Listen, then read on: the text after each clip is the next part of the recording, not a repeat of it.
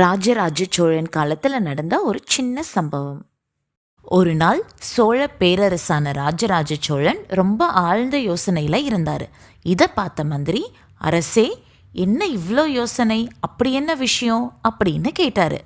கோயில்கள் என்னைக்கும் பொது சொத்தாக தான் இருக்கணும். இதை எல்லாரும் ஒத்துக்கணும்னா எல்லா மக்களோட பங்களிப்பும் அதில் இருக்கணும். ஆனால் இப்போதைக்கு கோயில் விளக்கு எரியறதுக்காக செல்வந்தர்கள் மட்டும்தான் எண்ணெய் கொடுத்து உதவி செஞ்சிட்ருக்காங்க. ஏழை மக்களோட பங்களிப்பும் கோயிலுக்கு இருக்கணும்னு நினைக்கிறேன். அதனால் அரண்மனையில் இருக்கிற மாடுகள் எல்லாத்தையும் அவங்களுக்கு பிரித்து கொடுக்குறப்போ அவங்களோட வருமானமும் அதிகரிக்கும்.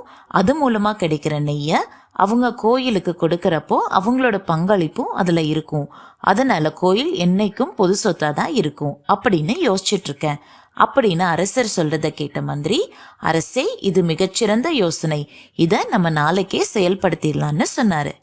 அடுத்த நாள் மந்திரி அரண்மனையில் இருக்க மாடுகள் எல்லாத்தையும் ஏழை மக்களுக்கு பிரித்து கொடுத்துட்டாரு.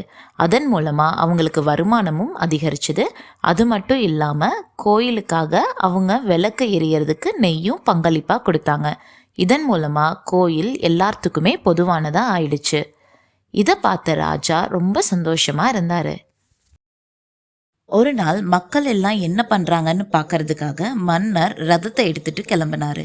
அப்போது எல்லா கோயில்லையும் விளக்கு அழகாக எரிஞ்சிட்டு இருந்தது. ஆனால் ஒரு கோயிலில் மட்டும் விளக்கு எரியவே இல்லை. அப்போது மந்திரியை கூப்பிட்டு அரசர் கேட்டார், ஏன் இந்த கோயிலில் மட்டும் விளக்கு எரியலை, இந்த கோயில் யாரோட கட்டுப்பாட்டில் இருக்கு அப்படின்னு விசாரித்தப்போ அந்த கோவில் மாராயர் அப்படிங்கிறவரோட கட்டுப்பாட்டில் இருக்கிறதா தெரிய வந்தது. அரசரும் மந்திரியும் மாராயர் வீட்டுக்கு போனாங்க. அங்கே அவர் இல்லை, அவரோட மனைவி தான் கை குழந்தையோட இருந்தாங்க. அரசர் மாராயரோட மனைவி கிட்ட, ஏன் கோயில் விளக்கு எரியலை, கோயில் விளக்கு எரியறதுக்காக தானே மாடு தானமாக கொடுத்ததுன்னு அரசர் கேட்டப்போ அவரோட மனைவி சொன்னாங்க, அரசே, போன மாதம் வந்த வெள்ளத்தில் என்னோட கணவர் மாராயரும் நீங்கள் தானமாக கொடுத்த 42 மாடுகளும் இறந்துடுச்சு. அதனால் என்னால் கோயிலில் விளக்கேற்ற முடியல அப்படின்னு மாராயரோட மனைவி அழுதுகிட்டே சொன்னாங்க.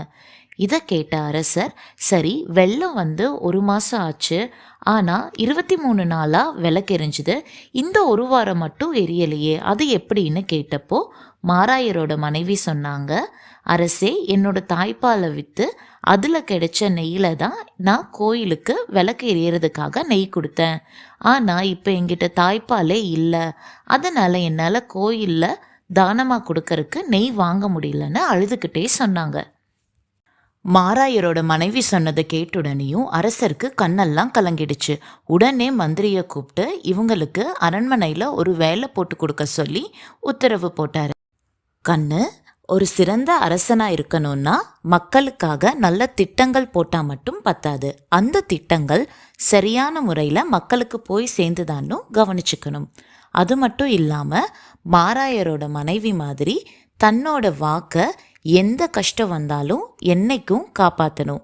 இதை யாரெல்லாம் சரியான முறையில் கடைப்பிடிக்கிறாங்களோ அவங்க வாழ்க்கையில் நிச்சயம் முன்னேறுவாங்க.